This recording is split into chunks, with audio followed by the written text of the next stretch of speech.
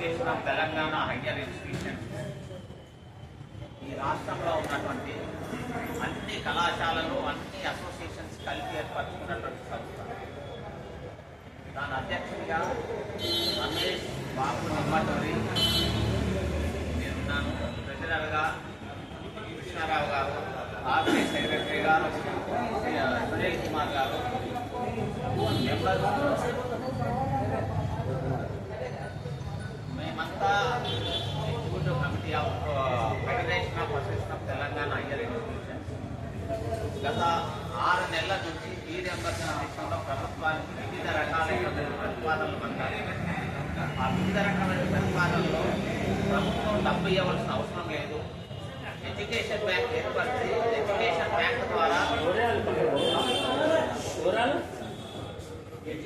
Bank ద్వారా కాలేజీలు ఉన్నటువంటి 7,500 కోట్ల రూపాయల పాత బకాయిలు 2,500 కోట్లు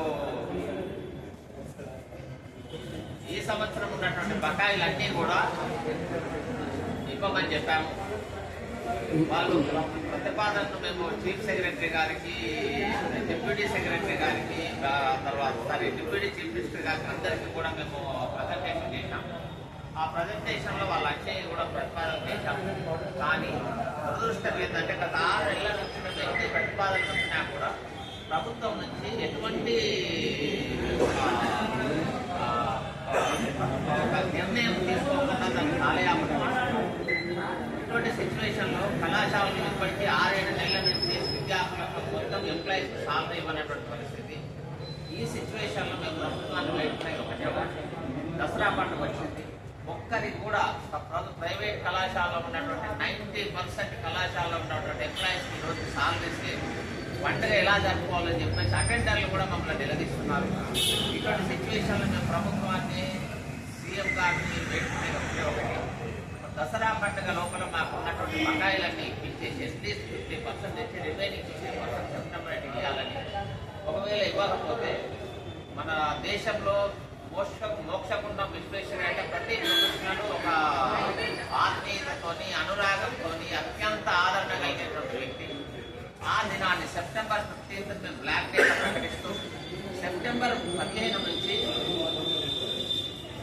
నిరవధికంగా కళాశాలను మూసివేయాలని చెప్పేసి అన్ని అసోసియేషన్స్ కలిపి డిసిషన్ తీసుకున్నాయి.